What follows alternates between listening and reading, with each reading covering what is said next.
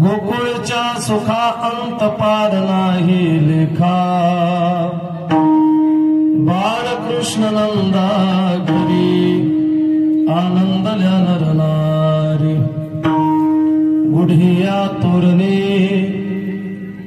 गुढिया तोरणे करती कथा गाते गाणे। बाळकृष्ण नंदा घरी आनंदल्या नरनारी। तुका म्हणे छंदे मन मोहिले गोविंदे। बाळकृष्ण नंदा घरी आनंदल्या नरनारी। विठ्ठला विठ्ठला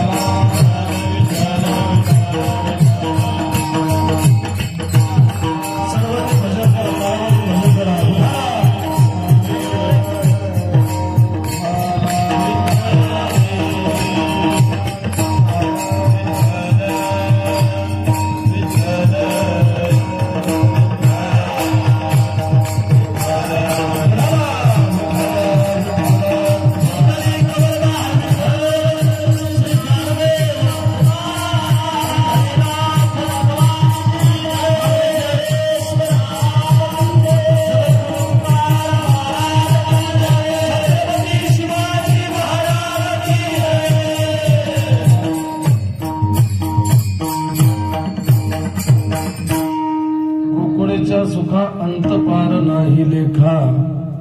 थोडा विको कमी राहतो। बाळकृष्ण नंदा घरी आनंदल्या नरनारी।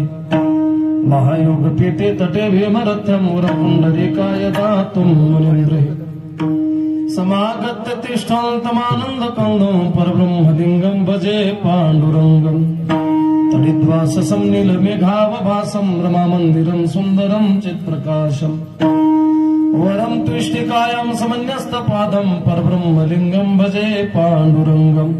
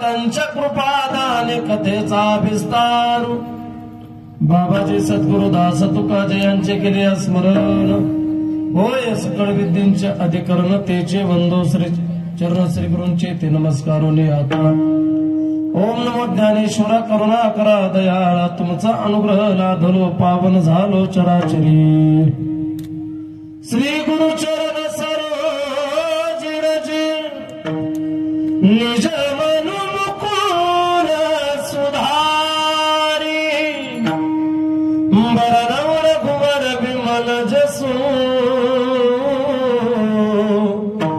जोदाय कुपल चारी बुद्धिहीन तनु जान के सुमिरो पवन कुमार बल बुद्धि विद्या देहु मोहि हरऊ कले सबकार विधान विधान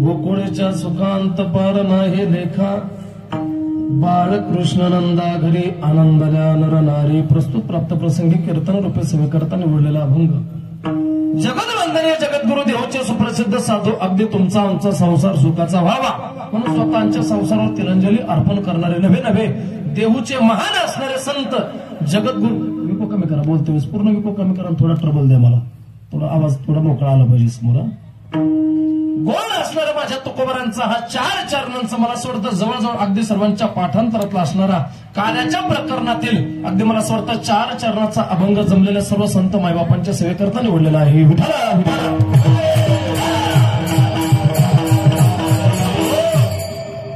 तुकाराम महाराज त्या ठिकाणी गोड असणाऱ्या या अभंगामध्ये वर्णन करतात ज्या पद्धतीने महाराज कोणत्याही कार्याची फलश्रुती मला असं वाटते बघा तुम्ही आपल्या वारकरी संप्रदायाचा नियम आहे 1 दिवसाचा सप्ताह असू द्या 2 दिवसाचा असू द्या 3 दिवसाचा असू द्या किंवा 1 महिन्याचा असू द्या 1 महिन्याचा जरी सप्ताह असला तर जोपर्यंत कालाचं कीर्तन होत नाही तोपर्यंत सप्ताहाची पूर्णवती पूर्ण होत नाही मला असं वाटतं मी सांगत असतो महाराज त्या ठिकाणी मंदिराचं काम बघा तुम्ही फरशी त्या ठिकाणी किती पैशाची त्याला किंमत नाही महाराज कलर किती त्या ठिकाणी चांगलं दिलेलं आहे त्याला सुद्धा महत्व नाही किंवा मला असं वाटतं बांधकाम किती मोठ्या दर्जाचं आहे याला सुद्धा महत्व नाही जोपर्यंत मंदिरावर कलश त्या ठिकाणी समर्पित होत नाही स्थापन होत नाही तोपर्यंत मंदिराचं काम हे पूर्णत्वाला जात नाही त्याच पद्धतीने महाराज वर्णन करतात सप्ताह 2 दिवसाचा असो 4 दिवसाचा असो 8 दिवसाचा असो 7 दिवसाचा असो अगदी जोपर्यंत कालाचे कीर्तन त्या ठिकाणी सप्ताहामध्ये त्या ठिकाणी महाराज अगदी मला असं वाटतं होत नाही तोपर्यंत सप्ताहाची पूर्ण होती त्या ठिकाणी पूर्णत्वाला जात नाही मला असं वाटतं जन्माला आलेल्या प्रत्येक जीवाला त्या ठिकाणी कशाची ना कशाची होईना अपेक्षा आहे महाराज वर्णन करतात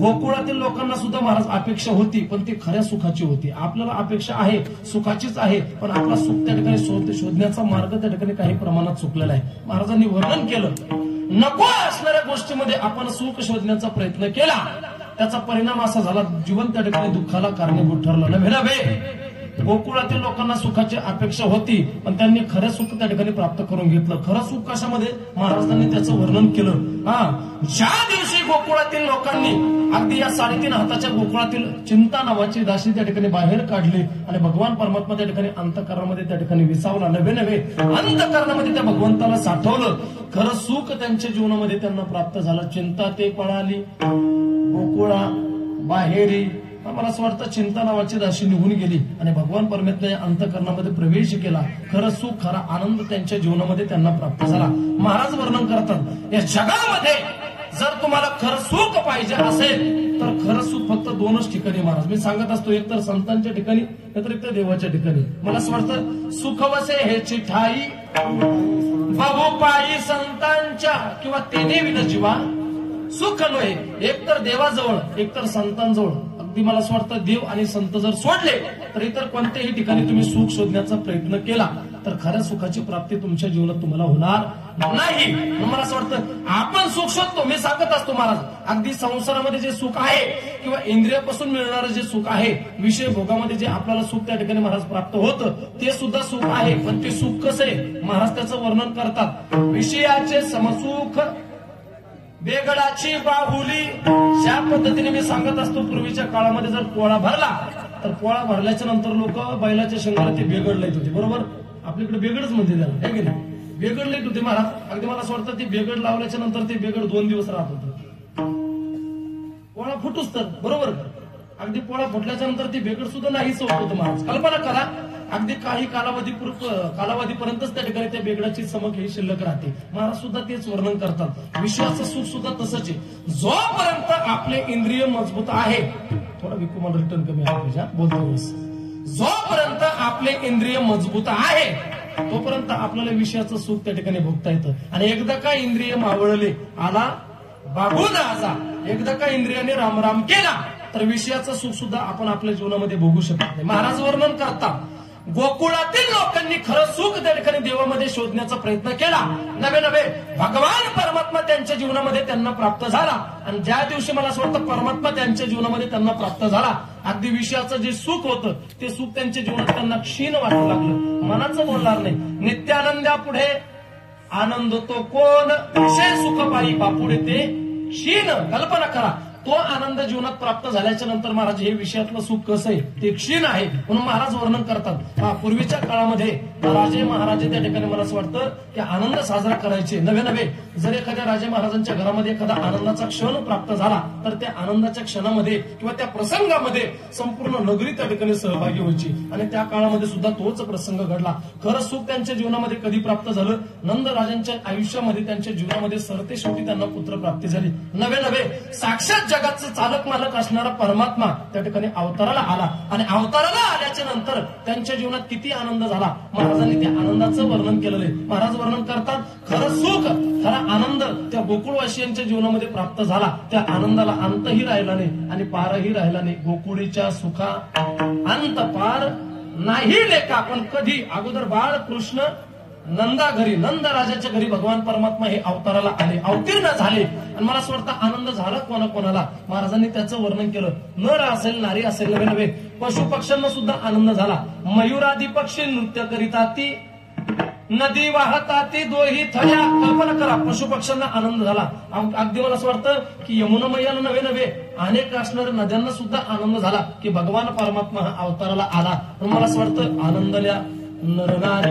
आणि मी सांगत असतो महाराज, जर आपल्या जीवनामध्ये एखाद्या गोष्टीचा आनंद प्राप्त झाला तर तो आनंद व्यक्त करण्याचं काहीतरी साधन असतं. बरोबर, मी सांगत असतो, अगदी गेल्या काही दिवसापूर्वी, अगदी मला असं वाटतं 1-1.5 वर्षाच्या अगोदर माझे भगवान प्रभू रामचंद्र त्या ठिकाणी 22 जानेवारी रोजी सिंहासनावर आरूढ झाले. बरोबर, सर्वांना माहिती मला 22 जानेवारी रोजी भगवान प्रभू रामचंद्र सिंहासनावर आरूढ झाले. 22 जानेवारी हा दिवस मी सांगत असतो आपल्या फत्तेपूर गावाने साजरा नाही केला. भोकरदन नव्हे, जालना जिल्हा नव्हे, महाराष्ट्र नव्हे, भारत नव्हे, तर संबंध जगाने 22 जानेवारी हा दिवस साजरा केला. कारण का, मला असं वाटतं 22 जानेवारी दिवशी या जगाचा चालक मालक असणारा परमात्मा म्हणजे भगवान प्रभू रामचंद्र. कल्पना करा, त्या युगामध्ये सुद्धा माझ्या भगवान परमात्म्याने त्या ठिकाणी वनवास भोगला. आणि या कलियुगामध्ये सुद्धा 450 ते 500 वर्ष वनवास भोगला. आणि एवढा वनवास भोगल्याच्या नंतर आपल्या डोळ्यासमोर अयोध्येमध्ये राम मंदिर निर्माण झालं आणि भगवान प्रभू रामचंद्र हे त्या ठिकाणी सिंहासनावर आरूढ झाले. सर्वांकरता आनंदाचा क्षण होता. मग 22 जानेवारी दिवस आपण कशा पद्धतीने साजरा केला, महाराज त्याचं वर्णन करतात. ज्यांना कथा करता येत होत्या त्यांनी कथा केल्या, ज्यांना कीर्तन करता येत होती त्यांनी कीर्तन करून त्या ठिकाणी भगवंताला आकळण्याचा प्रयत्न केला. नवे ज्यांना गाणी सुद्धा त्या ठिकाणी, ज्यांचा कंठ त्या ठिकाणी मधुर आहे, त्यांनी आपल्या कंठातून त्या ठिकाणी भगवंताला आकळण्याचं कार्य केलं. महाराज वर्णन करतात, सर्वसामान्य लोकांनी अगदी घराला त्या ठिकाणी सुंदर असणारे तोरणं बांधले, घरासमोर गुढ्या उभारल्या, आपापल्या पद्धतीने तो आनंद साजरा करण्याचा प्रयत्न करू लागले. त्याच पद्धतीचा आनंद मला असं वाटतं द्वापार युगामध्ये सुद्धा निर्माण झाला. ज्या वेळेला भगवान परमात्मा नंद राजाच्या घरी अवताराला आले, जन्माला आल्याच्या नंतर कशा पद्धतीने गोकुळवासियांनी आनंद साजरा केला, महाराज त्याचं वर्णन करतात. दुनिया तोरणे करीती कथा गाती गाणे, आपापल्या पद्धतीने त्या ठिकाणी प्रत्येक गवळणी त्या ठिकाणी गोपाळ अगदी अंतकरणातून तो आनंद साजरा करण्याचा प्रयत्न करू लागले. आणि मला असं वाटतं बघायला गेलेली गवळण त्या ठिकाणी भगवंताकडे जायची आणि देवाला पाहिल्याच्या नंतर बघतच राहावं, पाहतच राहावं. आणि ज्या वेळेला गवळण देवाला पाहून त्या ठिकाणी बाहेर यायची, बाहेर उभा असलेली गवळण विचारायची, का ग देव दिसतो तरी कसा? हातून बघून आलेली गवळण सांगायची, भगवान परमात्मा त्याच्याकडे बघितल्याच्या नंतर बघतच राहावं. पाहिली या वेध लावी पैसे जीवी जडोनी, भगवंताकडे बघितल्याच्या नंतर अगदी बघत राहावं, पाहतच राहावं. नव्हे नव्हे एवढं मनमोहक असणारं त्याचं सौंदर्य, त्याचं रूप, मला असं वाटतं की अगदी मनाला वेधून घेणारा तो परमात्मा आहे. अंतकरणाला एक प्रकारचा त्याचा छंद लागलेला आहे. तुका म्हणे छंदे मन मोहिले गोविंदे बाळ कृष्ण नंदा घरी आनंदल्या नरनारी विठला विठला.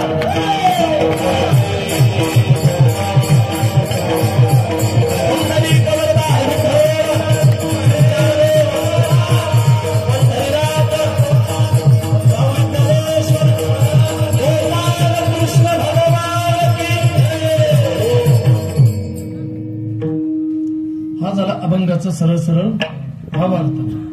वक्त्याचं कर्तव्य असतं महाराज पुढे वेळ जरी अपुरा पडला तरी किमान किमान धावता का होईना अभंगाचा भाव हा श्रोत्यासमोर प्रगट करावं हे वक्त्याचं कर्तव्य असतं बरं का विशाल महाराज. तर कधी कधी असं होतं काही काही कीर्तनकार गणेश भाऊ 2 चरण सोडतात आणि राहिलेले 2 चरण पुढच्या वर्षी येतोच कशाला, ह्याच वर्षी सोडून देणार ऐक नाही. कीर्तनकाराचं कर्तव्य असतं महाराज. मलाच वाटतं आद्य कर्तव्य मी सांगत असतो वशिला इथं चालतो पण तिथं नाही चालतो बरं का. माऊली ज्ञानोबांची आपल्या डोक्यावर कृपा असल्यावर वशिलाची गरज पडत नाही महाराज. ऐका मला असं वाटतं की आपल्या गावरान भाषेत जर सांगायचं झालं, मी सांगत असतो प्रत्येक ठिकाणी ह्या झाल्या ठळक बातम्या. आता हवामान अंदाज येत्या काही दिवसामध्ये हलक्या स्वरूपाचा पाऊस पडण्याची शक्यता आहे. आणि खरंच काय महाराष्ट्राचं भाग्य मी प्रत्येक ठिकाणी सांगून जात असतो. बसलेली मंडळी लक्षपूर्वक ऐका. मला असं वाटतं जेव्हापासून गणेश भाऊ ते महाराष्ट्रामध्ये पंजाबराव डग जन्माला आलं तेव्हापासून पाऊसच ढिल्ला पडला नाही महाराज.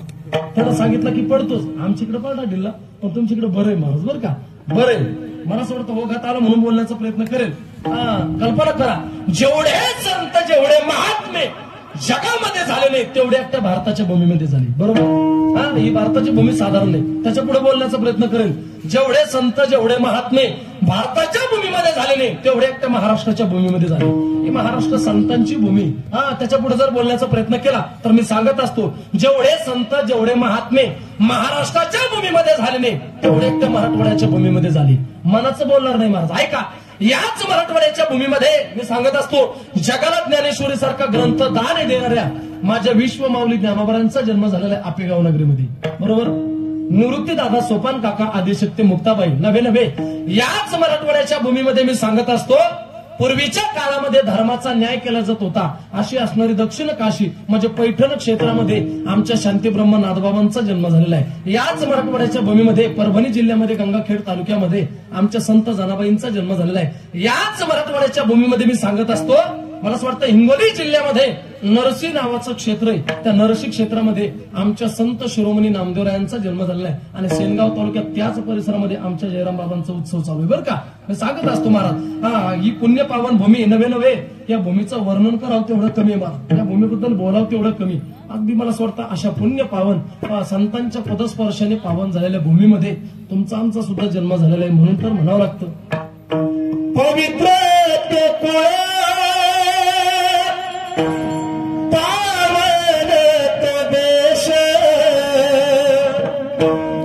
जेथे हरीचे दास जन्म घेती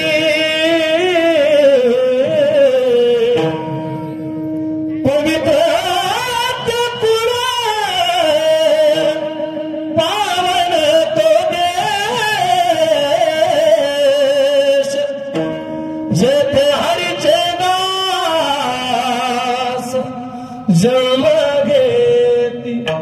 अशा पुण्य पावन कुळामध्ये पुण्य पावन भूमीमध्ये तुमचा आमचा सुद्धा जन्म झालेला म्हणून आपण सुद्धा भाग्यवान आहोत. मला असं वाटतं चालत असलेला आपला नामयज्ञ सोहळा अखंड हरिनाम सप्ताह अगदी कोणत्या कारणाने चालू आहे कोणत्या निमित्ताने चालू सर्वांना ज्ञात आहे. पण वाक्याचं सांगणं हे आद्य कर्तव्य असतं.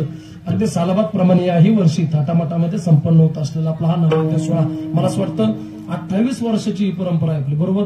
28 वर्षाची परंपरा खूप जुनी असणारी परंपरा आहे. आतापर्यंत तुम्ही जोपासली जपून ठेवली तो खरोखर गावकरी मंडळींना द्यावे तेवढे धन्यवाद कमी बरं का. अगदी गावकरी मंडळींचं कौतुक करावं तेवढं कमी महाराज खरोखर कौतुक करावं तेवढं कमी. कारण का मी सांगत असतो महाराज, खरी परमार्थाची मजा मला असं वाटतं महाराष्ट्रभर फिरण्याचा योग येतो, पण खरा परमार्थाचा आनंद किंवा खरी परमार्थाची मजा आपल्या मराठवाड्यामध्ये जी त्या ठिकाणी महाराज भोगण्यासाठी मिळते ती त्या ठिकाणी भेटत नाही बरं का. आपला मराठवाडा म्हणजे परमार्थाचा त्या ठिकाणी महाराज एक प्रकारचा अलंकार आहे. नवे नवे मी सांगत असतो, अगदी मराठवाड्याचं जर त्या ठिकाणी वर्णन केलं तर मला असं वाटतं गुणवान असेल, मृदंगाचार्य, गायनाचार्य, कीर्तनकार, विद्वत्तेच्या बाबतीत असेल, अगदी त्या ठिकाणी महाराज वारकरी संप्रदायाच्या अगदी सर्व गुणांनी नवे नवे त्या साधनेने त्या परंपरेने नटलेला आपला भाग आहे. आणि आपल्या गावाबद्दल वर्णन करावं तेवढं कमी बरं का. कारण का मी सांगत असतो की वारकरी संप्रदायाच्या नियमावलीमध्ये जसं मी सांगत असतो ब्राह्मणांच्या जीवनामध्ये त्रिकाल संध्या असते, त्याच पद्धतीने वारकऱ्यांच्या सुद्धा जीवनात त्रिकाल संध्या आहे बरं का. पण वारकऱ्यांच्या जीवनातील जी संध्या आहे बघा, तुम्ही सकाळी उठल्याच्या नंतर भगवंताला जागवण्याचं कार्य करतात. उठा पांडुरंगा प्रभात समयोपातला, सकाळी उठल्याच्या नंतर देवाला जागवण्याचं कार्य करतात. ही वारकऱ्यांच्या जीवनातली एक प्रकारची संधी आहे. आणि सायंकाळच्या वेळेला नित्यनेमाने हरिपाठ करतात. आणि मला असं वाटतं त्या वारकरी परंपरेमध्ये तुमचं गाव त्या ठिकाणी येतं बरं का. काय येतं मी सांगत असतो, अगदी हरिपाठ असेल, नवे नवे काकडा असेल, अगदी या सर्व वारकरी परंपरेने नटलेलं तुमचं गाव आहे बरं का. आपल्या गावातील परमार्थ हा कधी त्या ठिकाणी खंडित होत नाही. अगदी मला असं वाटतं माता माऊली असेल किंवा पुरुष मंडळी असेल, आपापल्या पद्धतीने प्रत्येकाच्या अंतःकरणामध्ये परमार्थ त्या ठिकाणी जिवंत आहे. म्हणून मला असं वाटतं सर्वांचं कौतुक करावं तेवढं कमी आहे. म्हणून 28 वर्षाची ही परंपरा, अगदी गोड असणारा हा नामयज्ञ सोहळा, अगदी वटेश्वराच्या दरबारात त्या ठिकाणी चालत असलेला आपला हा अखंड हरिनाम सप्ताह, आपल्या सप्ताराजांचे आशीर्वाद प्राप्त झालेले असे असणारे महात्मे परमपूज्य योगीराज दयानंद महाराज असतील, त्याच पद्धतीने परमपूज्य विशुद्धानंद स्वामी तीर्थ गायत्री आश्रम, अगदी स्वामीजींचा आशीर्वाद, तसेच ग्रंथराज ज्ञानेश्वरी पारायण असेल, त्याच पद्धतीने संगीतमय श्री रामकथा, अगदी मला असं वाटतं गोड असणारी त्या ठिकाणी रामकथा आपण ज्यांच्या मुखातून श्रवण करतात असे असणारे आदरणीय परमपूज्य, आदरणीय आपल्या भागाचं वैभव, परिसराचं वैभव, अगदी ज्येष्ठ श्रेष्ठ असणारे कीर्तनकार आमचे श्रीराम कथा प्रवक्ते आदरणीय निवृत्तीजी महाराज कोरडे असतील, त्यांना धन्यवाद. अगदी मला असं वाटतं ज्यांच्या मुखातून ज्ञानेश्वरी पारायणाचं व्यासपीठ श्रवण करतात आदरणीय आमचे दादारावजी महाराज साबळे असतील लिंगेवाडीकर, त्यांना सुद्धा वंदन करतो. त्याच पद्धतीने आपल्या कीर्तन सेवेसाठी उपस्थित असलेली ही सर्वच त्या ठिकाणी महाराज मंडळ, अगदी कोणाकोणाचं नाव घेणार, एक एकाहुनी बळी रे. मला असं वाटतं वारकरी संप्रदायाची हिरत नाही बरं का. मी सांगत असतो यांच्याबद्दल काय वर्णन करतात, याच्याबद्दल जर वर्णन करण्याचा प्रयत्न केला तर तुकोबारांचं एक प्रमाण आहे. तुकोबारा वर्णन करतात हे जातवान वारकरी. तुम्ही माणसाला हा कोणता शब्द आहे, मनाचं बोलणार नाही महाराज. जातवान कशाला म्हटलेलं आहे कल्पना करा. यांच्या जीवनात हरिपाठाचा संबंध येतो, यांच्या जीवनात काकड्याचा संबंध येतो आणि यांच्या जीवनात कीर्तनाचा सुद्धा संबंध येतो बरं का. अगदी सर्वांगाने नटलेलं जीवन नाही तर आता हरिपाठ काकडा बघायला मिळत नाही. आता कीर्तन एक कीर्तन आणि कीर्तन दोन्ही, हा कल्पना करा. हरिपाठ काकडा बघायला मिळत नाही महाराज. मी सांगत असतो कल्पना करा, हा इथं जरी काकडा करत नसले तर महिना भर का आपल्या गावात करतात बरं का, सगळे करतात. आणि ह्या पिरियड मध्ये काकडा करत म्हणजे वाकडं व्हायचं काम महाराज बरं का. रोज कार्यक्रम चालू आहे, रोज कार्यक्रम चालू आहे. खरोखर हे वारकरी सर्वांगानं वारकरी तुकोबारांचं प्रमाण आहे. तुका म्हणे येथे पाहिजे जातीचे, हा सातवन म्हणजे हाडाचे वारकरी महाराज, यांच्याबद्दल काय बोलणार तर कल्पना करा. मी सांगत असतो महाराज सप्ताहामधली खरी मजा ही काकड्यात आहे बरं का, फक्त ती घेता आली पाहिजे. कल्पना करा, मनाचं बोलणार नाही. मी सांगत असतो अहो बंकट स्वामीचा काकडा ऐकण्याकरता स्वामीजी येण्याच्या अगोदर संपूर्ण सभामंडप फुल भरत होता महाराज. बरं स्वामीजींचा काकडा ऐकण्याकरता तुमच्या आमच्यासारखे लोक येतील याच्यात काही न बोललंय, पण मला असं वाटतं स्वामीजींचा काकडा सुरू झाल्याच्या नंतर भगवंताच्या मूर्तीला सुद्धा घाम येत होता महाराज. ही काकड्यातली शक्ती बघा तुम्ही. आज पण काही परिसरामध्ये किंवा काही भागामध्ये काकड्याची परंपरा जिवंत बरं का. आपल्याला काही त्या ठिकाणी खानदेशची भूमिका जास्त दूर नाही. इकडे तर तुम्ही जळगाव धुळे वगैरे गेले, कल्पना करा काकड्याला मला असं वाटतं सकाळी 4:30-5 वाजता संपूर्ण गाव उपस्थित राहतं बरोबर. लक्ष्मण महाराज, आमचे विशाल महाराज, मोरेश्वर महाराज हे सगळे तिकडे सर्व भाग त्या ठिकाणी फिरतात. सकाळी 4:30-5 वाजता संपूर्ण गाव उपस्थित राहतं. मला असं वाटतं अशा वारकरी साधनेतील, अशा परंपरेतील ही सर्व वारकरी मंडळी, गोड असणारा ज्यांचा आवाज आहे, गोड असणारा त्या ठिकाणी मला असं वाटतं आपल्या भागाचं वैभव, परिसराचं वैभव, नवे नवे आपल्या गावाचं भूषण. मी सांगत असतो महाराष्ट्रातील एक गोड असणारा आवाज, अगदी भजन सम्राट, भजन गंधर्व, संगीत विशारद, अगदी माझे जीवलग असणारे मित्र आदरणीय आमचे लक्ष्मण महाराज बर्डे असतील, त्यांना वंदन करतो, धन्यवाद देतो. अगदी मला असं वाटतं खरोखर कौतुक करावं तेवढं कमी बरं का.